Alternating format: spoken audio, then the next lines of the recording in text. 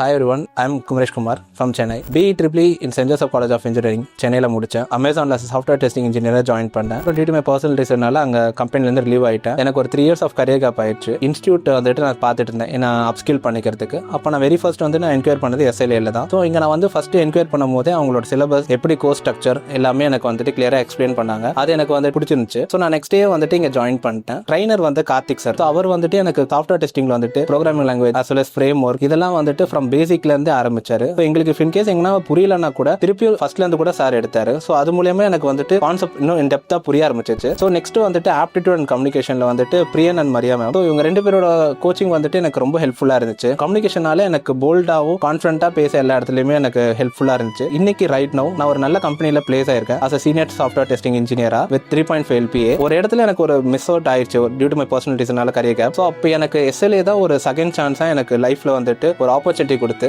டெக்னிக்கலா நல்லா ஸ்ட்ராங் பண்ணிட்டு இங்க இவங்க மூலமே நான் நல்ல ஒரு கம்பெனில இப்போ பிளேஸ் ஆகிட்டேன். So thanks to SLA.